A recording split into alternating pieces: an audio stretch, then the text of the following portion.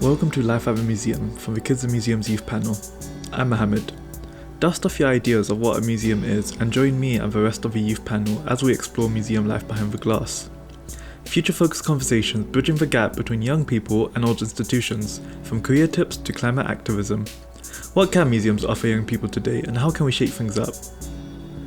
In this episode, Millie is at the National Emergency Services Museum to find out all about their future plans for future visitors. Over to you, Millie. Here at the National Emergency Services Museum, you are bombarded by stuff in the most amazing way as soon as you step through the doors. You don't know where to look first. Currently, I am stood by a massive boat. It's a lifeboat and it's the biggest one I've seen in a while. And we're in the middle of the city centre.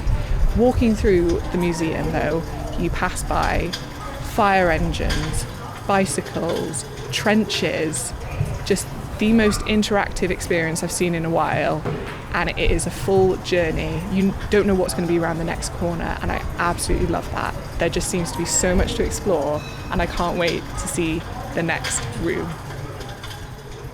My name's Millie, and I'm from the youth panel at Kids in Museums. I'm here today in a museum that is really getting a reputation for itself. The National Emergency Services Museum is based in Sheffield and boasts wins such as the Family Friendly Museum Award, and it was also the winner of the Best Small Museum category. I'll be speaking today with Rosie Norrell, who's a Learning and Communities Coordinator here at the museum. With her, I'll also be speaking with Helen Shepherd, who's the PR and Marketing Coordinator. So today, the museum is full of life as they celebrate their award win with a family fun day. I think today's offerings of crafts, trails and games really epitomises the approach this museum has to their work. The hands-on and interactive offerings are a far cry from the common misconception of a dusty old museum. It seems like you guys have so many exciting things to explore under one roof here.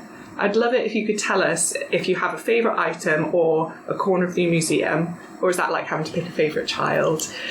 Well, I've not got children, I've only got one cat, so I'm going to hand that one over to I've got two children who I don't have favourites on. I think we all sort of have like an emergency service that's a little bit closer to our hearts. So mine is the RNLI. Sorry I like all the other ones, but the RNLI. And my favourite object as the vehicle would be the lifeboat, our City of Sheffield lifeboat, because I just think you do not expect a lifeboat in the middle of Sheffield. So that's why I love it. And we can hear it, can't we, outside our office window? Yeah, we hear the shrieks, don't we? We hear the shrieks and they're like, wow, it's a boat. Really loud. Yeah. So I just love that reaction. Favourite object, you might have to do your favourite vehicle. Well, I mean, working in a museum, it helps if you're a history nerd, but I am a serious history nerd. And I've always been really interested in the Second World War and around that period of history. So I love our Blitz exhibition, and I absolutely adore the fire engine that is outside the Blitz exhibition. It's a 1940 Leyland, which is about as nerdy as I get in terms of the specs of the engine, but it's the last surviving engine that served in the Sheffield Blitz. And so I love it, not just for the object itself, but for all the history and the story and everything that it tells about. An amazing period in British history, an amazing time in Sheffield's history. So that's my favourite. That is really interesting, guys. Thank you so much for giving us a little insight. I think it really paints a picture for anyone who's not been here, so that's really great. I guess it would be really interesting to hear about you guys, how you got to where you are today, your kind of career path. Rosie, if we start with you, it'd be really interesting to hear a bit more about yourself. Yeah, so I started out as a teacher. So I was a teacher for 5 years, had a lovely time being a teacher, absolutely loved it, but just felt like it wasn't becoming for me. I wasn't enjoying it as much. And I've always loved museums, heritage, anything like that. And I'm a history nerd, much like Helen, but a history nerd. So I looked into doing some volunteering at my local museum, which was Surrey Heath Museum.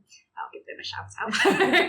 And a National Trust property as well, down in the south, because as you can tell, I'm not from Sheffield.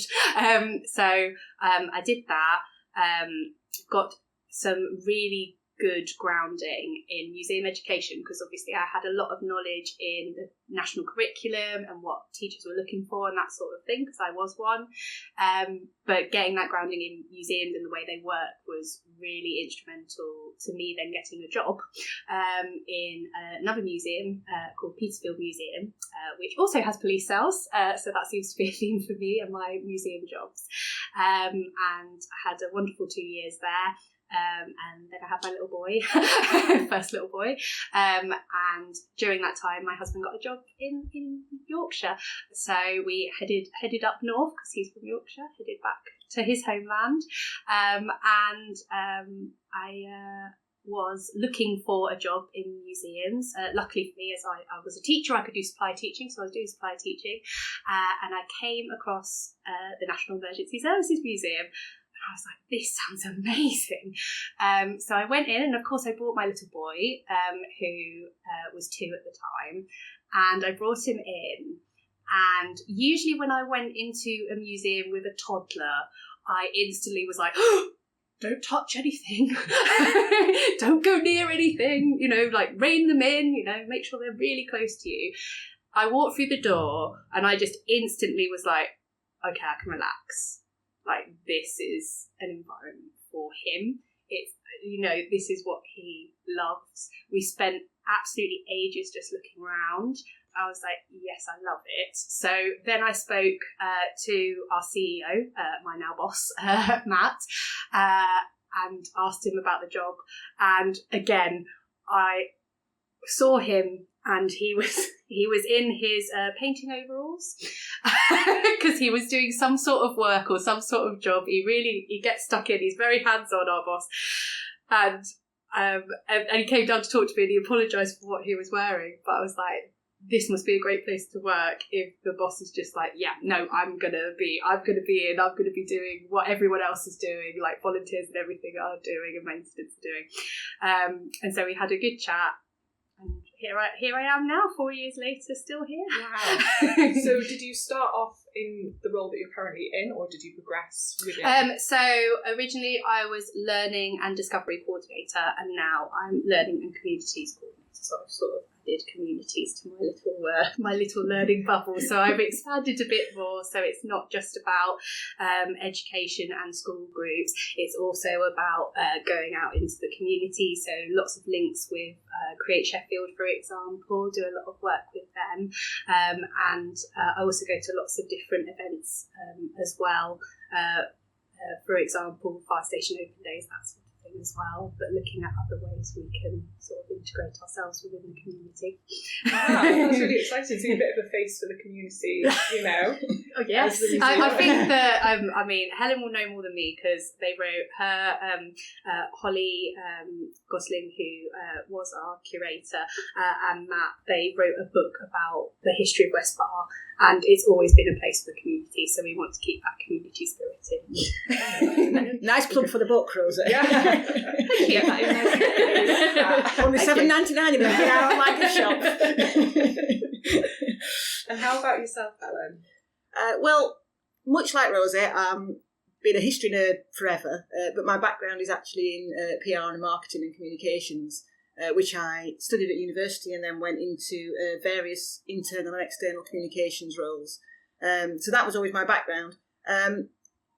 I hit sort of 40, 41 and thought, actually, I'm not sure that I want to be doing the job I'm doing for the next 20, 25 years.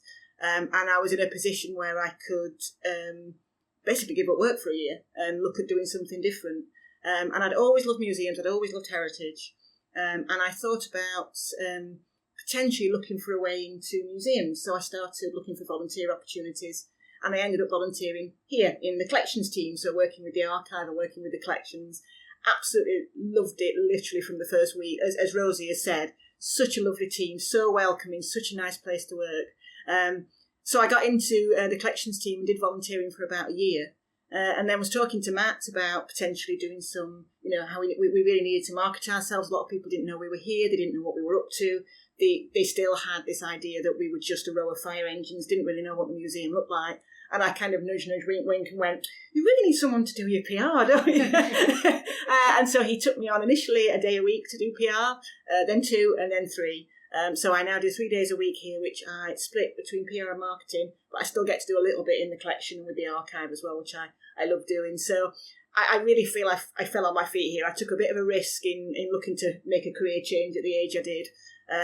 Could have gone horribly wrong, but it really couldn't have worked out any better. And so I've been here now, 5 years, 4 years. For us and for you. Yeah. Couldn't have worked out as better. a paid member of staff. Thank you. Oh, so nice. So yeah, I just absolutely adore it here, and you know, completely agree with some of the things that Rosie said. It's just such a welcoming team to work. You know, you walk in and I mean, Matt, you know, our boss, works harder than any of us, and we all work hard because we all love the museum and we want it to be successful.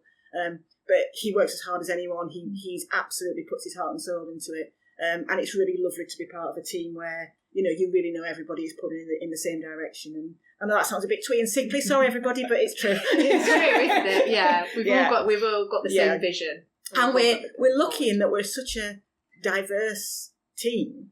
There's very little that can get thrown at us that one of us can't somewhere along the line handle, isn't there? Whether it's yes, we've all got different skill sets. We've all got different skill sets, and whatever crops up, one of us will be able to go, I think I know what I'm doing here. I think I can handle this. So we are lucky. We've got a lot of skills, haven't we? And a lot of mixed skills within the. Is this the point to mention my Blue Peter badge? Do you think I've got a Blue Peter badge? I'll just throw that in. Just one Blue Peter badge, Helen. Funny you should say that, Rosie. I've actually got 2. Got a blue and white one and a green one. You wouldn't have thought it, would you? Never mentioned that ever. Like I had no idea. I feel like we need to give a bit of context to it. Come on, like. Oh, well, Rosie's heard this story a million times. I apologise, Rosie. It's all right. As a child, absolute Blue Peter obsessive, utter obsessive. Like, Saint used to send birthday cards to the dogs, used to write to all the presenters, did all the bring and buys, the full whack. And I think they got to the point where they'd sent me everything it was humanly possible to send me. And I always say I got my first Blue Peter badge for perseverance, because I think they just thought, for God's sake, just send this girl a badge, she might leave us alone. And then I got the green one, which is the environmental one, because me and my sister and my friend, being really, really cool kids, ran a bird club. And we used to sit in the garden and look at birds and put peanuts and stuff out for them. And we got a green one for that. So that's how I got my Blue Peter badge. That's lovely. And that's like on the CV above everything. Oh, forget university. Of course, yeah. Blue Peter badges. Yeah. Thank you for that, Rosie. It's all right. Rolling your eyes in the corner there. Yeah. It's just jealousy. Our boss, Matthew, is crawling with jealousy. But what did you do? What did you do for him? Because you knew how jealous he was. He was insanely jealous of my Blue Peter badge. So I wrote up to Blue Peter, asked if he could have one, and they said, unfortunately, you've got to be no older than 15. But they did send him a very lovely letter and a little patch to say they thought he was doing a wonderful job, and they'd heard all about the museum, and it was great what we were doing for kids and how we were making the museum so kid friendly. And so they sent him something. But unfortunately, you're not a kid. You're not a kid, and you can't have a Blue Peter badge. We tried, didn't we? Yeah, you tried. That perseverance is really shining. So, looking at the museum itself, it's amazing that you guys won the Family Friendly Museum Award. I mean, well deserved, absolutely. It'd be great to know, like, what your current youth programme looks like, how you're engaging young people at the moment. Yeah, I love the fact Helen's just turned her head to look at me. I'm letting you lead on this because this is my domain than mine. Yeah. So when it comes to young people, well, actually, even today we've got our fire cadets in, so we've got a really good relationship with South Yorkshire Fire and Rescue and South Yorkshire Police, and so we have cadets in to visit the museum. They take part in fun days and they take part in activities at the museum, which they are doing today. So I have them right now running some crafts and things like that. So and it's really good for them. So they're able to interact with the public, and they've got like a set amount of tasks and things that they have to do within their cadet programme. So that's sort of enabling it towards that as well. Prince's Trust, in a very similar vein, We do 3 12-week programmes a year where they visit the museum with groups and work with us for one day as their sort of part of their community challenge. We also have the police cadets, which do very similar thing to the fire cadets and come in for events and things like that. They'll be here at our Arms and Armour event, so they'll be helping out with that. We also have a thing called a mini curator. So through social media, one child joins our curator team for the day as like a little mini curator, like helping out, and they get a little badge. Yeah, they get a little badge, and they get to look at objects and help to accession them and all that kind of thing. Nothing too rare and valuable, though. Yeah, no, nothing too rare and valuable. Nothing irreplaceable, no. Yeah. But yeah, we let them have a little play and have a go and learn a little bit about what we do with objects and stuff in the museum. And then we work with local army cadets as well for our World War One exhibition. So for our World War One exhibition, we built a trench, First World War trench, and they sort of helped pull together some of the general stories about life on the front line through a visit to the museum, and sort of looked through some of the archives and did some research, and so helped with some of the information that went towards that exhibition. We also have quite a lot of young people who are volunteering for us and also work for us.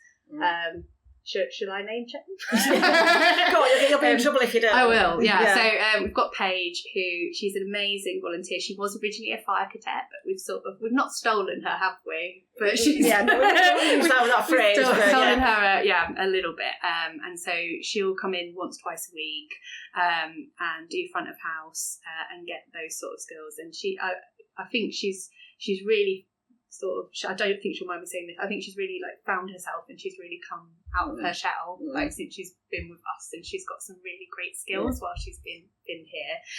And then Kirsty as well, who she does our Saturdays and Sundays working front of house, and she was part of who did our digital takeover last week, and her and Megan, who is another volunteer, they've really got us into TikTok videos and things like that, because as cool and hip as we are, Helen. Oh, super cool and hip. I didn't want to question it. I'm all over the TokTik. You're all over the TokTik. I'm going to explain to her later it's not a clock. Anyway, so they came up with some really fun ideas, particularly with our mascot Rocco, and sort of doing like TikTok dances and that sort of thing, and putting them on social media. And it's been a really brilliant idea. So from them taking over, because I was like, oh, these ideas are really great, should we do some more? And then sort of like we've developed some more. Some bits and pieces there as well. So we also do work through things like guts and STEM and that kind of thing, where we do activities. It's at Magnum, isn't it, in Rotherham? It's at Magnum, yeah. So it's basically a very big event that Workwise run called Get Up to Speed with STEM, and so we go there and we interact with lots of young people in schools who are looking at different careers in STEM, and we sort of put a little bit of a different spin on it, because obviously we're a museum and also we're emergency services based. So last year we did extreme vehicles, so we had our airport fire engine, we had all these amazing vehicles.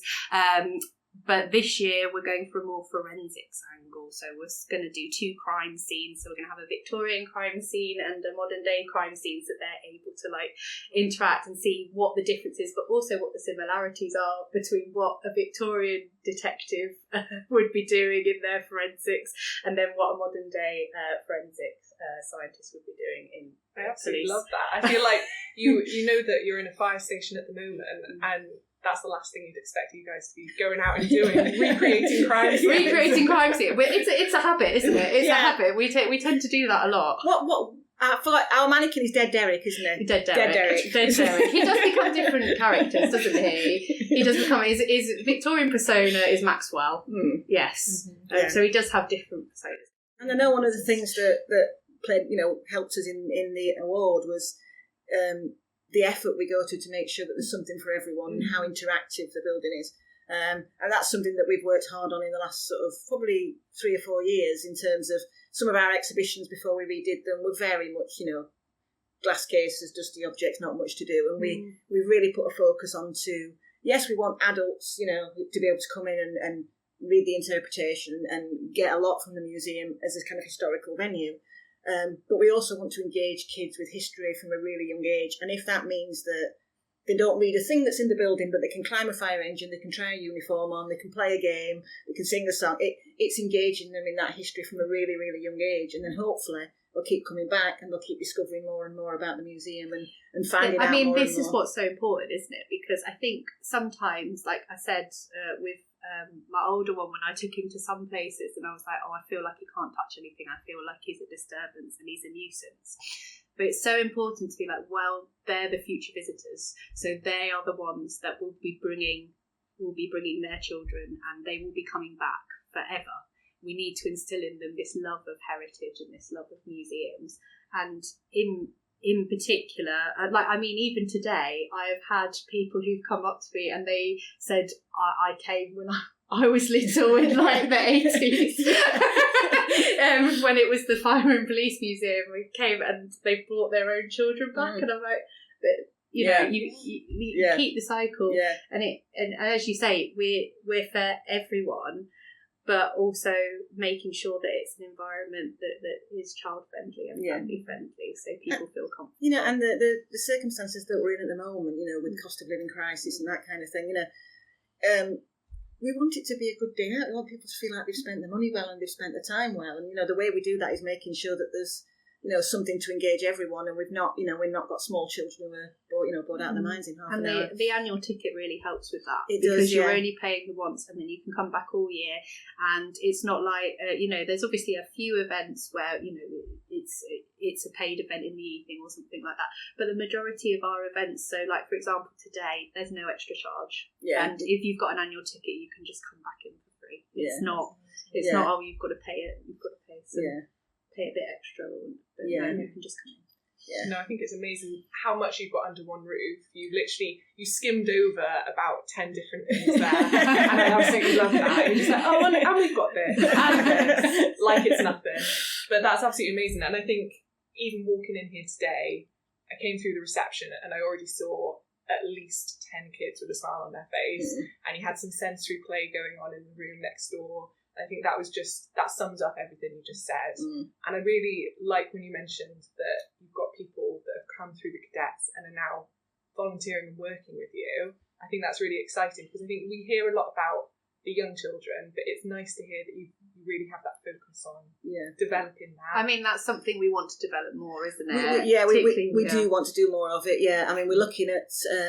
We've not got any new exhibitions planned for a long while, but when we do, we'd like to do something similar to the thing that Rosie mentioned with our World War One exhibition, which is look at things like, how can we bring in not just what we think it should be, but what, young people think it should be, what different audiences think it should be. Again, because we are so young and happening, Helen. Yeah. It is always good to find some people who are a bit younger, just a bit younger than us. To find some young adults who are just a bit younger than us. But we definitely know the stuff that we can still do and more we can do, and we're really keen to move that on, aren't we? But absolutely. I mean, particularly from my community's point of view, looking at that as well, and it's something we want to focus on and get more involved in. Well, I think that feeds on quite nicely to my next question. Actually, I think looking at the future, what do you think it holds for you guys as a museum and your youth programme? I think you've touched on it slightly, but can we explore that a little bit more?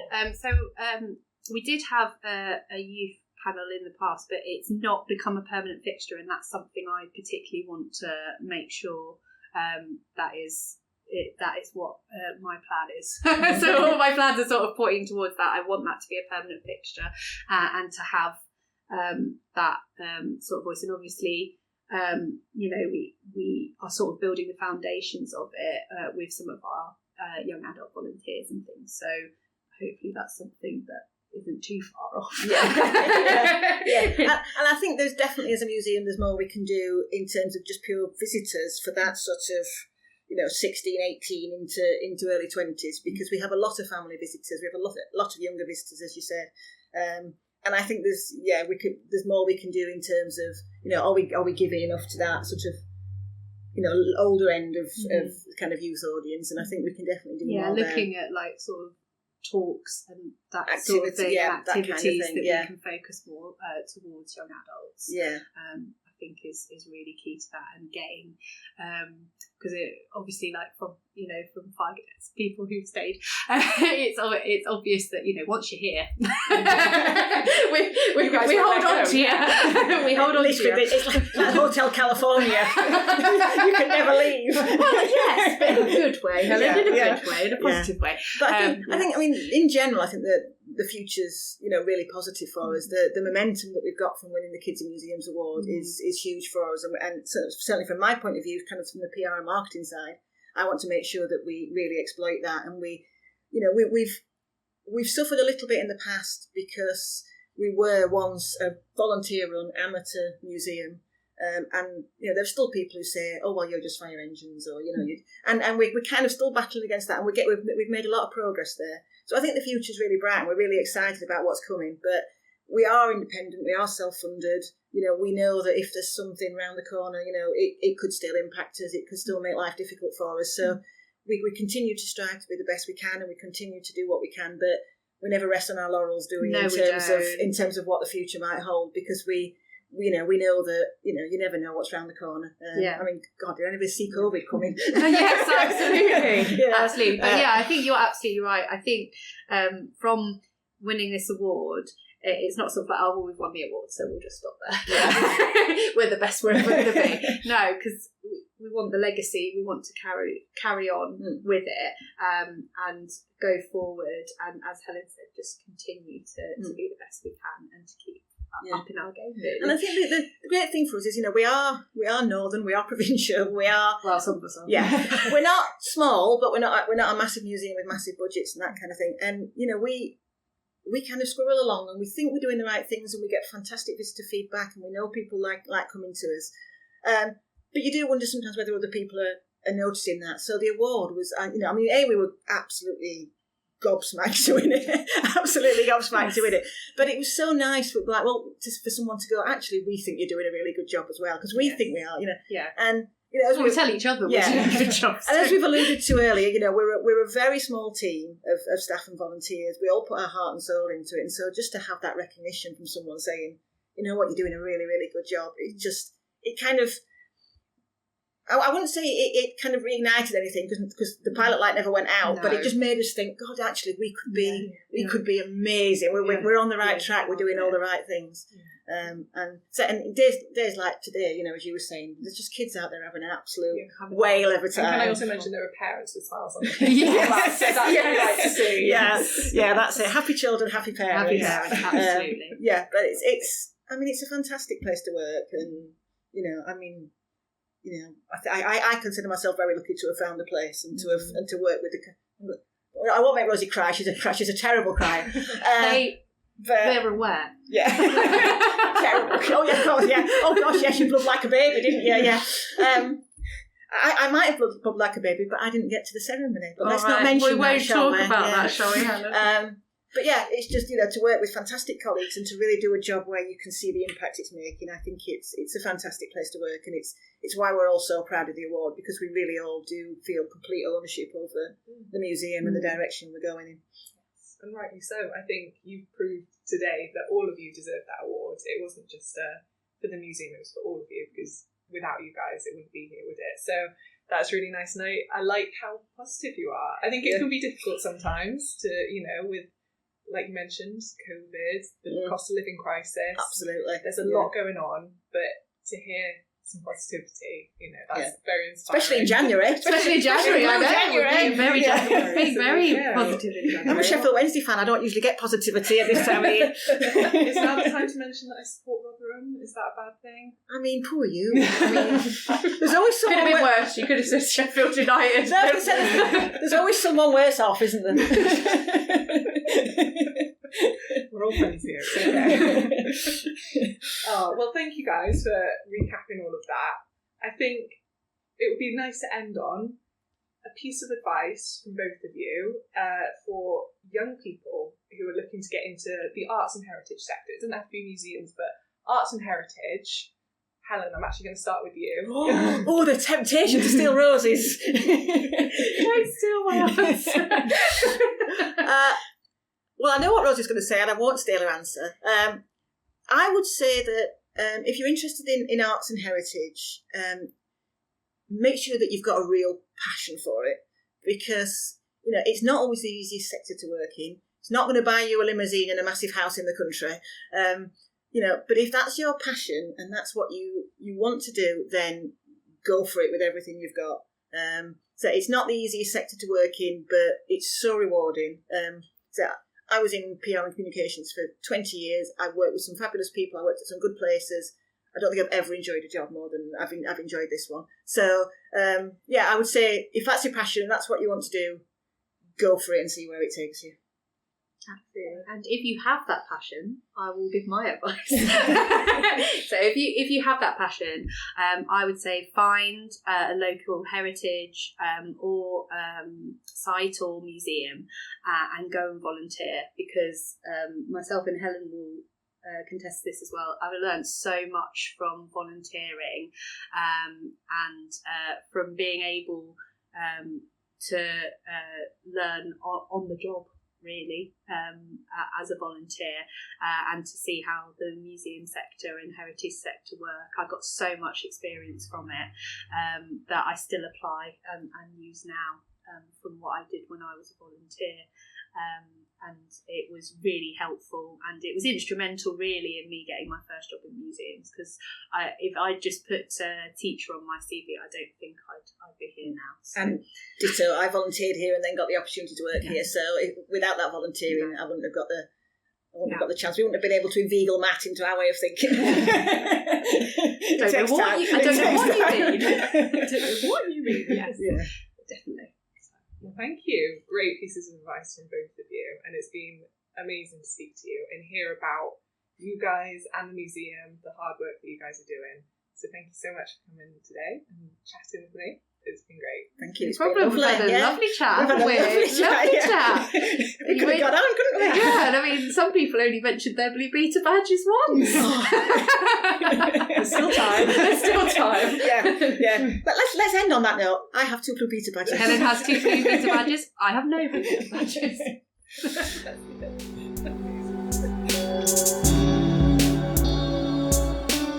Thank you again to our guests for taking the time to speak with us, and thank you for listening. If you enjoyed this episode, there are several more on the playlist featuring some really interesting museums. Don't forget to share the podcast with your friends and your families, and we hope to see you again. And for those aged 16 to 25, we would like to extend an invitation for our upcoming Youth Summit, an event designed and delivered by young people for young people. The Future is Now Museum Youth Summit is a space where peers can discuss the future of young people's works in the heritage sector, with opportunities to network and plenty of coffee breaks in between. If that sounds interesting, you can find more information through the link in the description below.